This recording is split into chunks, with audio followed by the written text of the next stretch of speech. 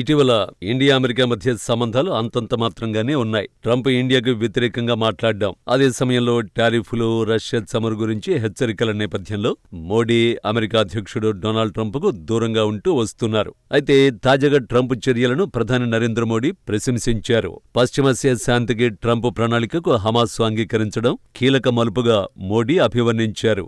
గాజాలోని సంక్షోభాన్ని ముగించేందుకు అమెరికా అధ్యక్షుడు Donald Trump రూపొందించిన 20 సూత్రాల శాంతి ప్రణాళికకు హమాస్ అంగీకరించిన కొద్దిసేపటికే ప్రధాని నరేంద్ర మోడీ ట్రంప్ నాయకత్వాన్ని ప్రశంసించారు.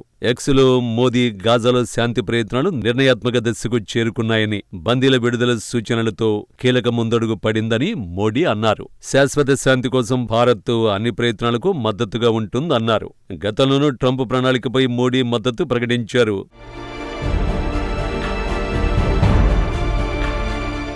తాజా నిర్ణయం ఇజ్రాయెల్ పాలస్తీనా ప్రజలకు దీర్ఘకాలిక శాంతికి దారితీయగలదని చెప్పారు. ట్రంప్ మోడీ కామెంట్స్ ని తన ట్రూత్ సోషల్లో షేర్ చేసుకున్నారు. ట్రంప్ ప్రణాళికలో యుద్ధం ముగించడం, ఇజ్రాయెల్ బలగాల ఉపసంహరణ, అలాగే బందీల పరస్పర విడుదల, సహాయ పునరావాస చర్యల వంటి కీలక అంశాలు ఉన్నాయి. హమాస్ వీటిలో కొన్ని అంగీకరించగా, ట్రంప్ వారిని ఆదివారం సాయంత్రం 6 గంటల్లోపు పూర్తి చేయాలని, లేదంటే అందుకు మూల్యం చెల్లించాల్సి వస్తుందని హెచ్చరించాడు.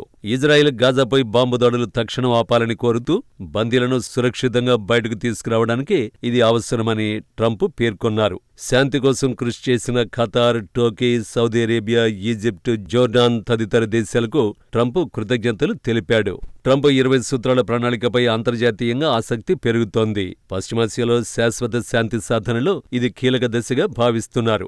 గాజాలో శాంతి దిశగా ట్రంప్ ప్రణాళికకు హమాస్ స్పందన ఓ కీలక మలుపు కాగా, మోడీ మద్దతు అంతర్జాతీయ వేదికపై దానికి మరింత బలాన్ని చేకూరుస్తోంది.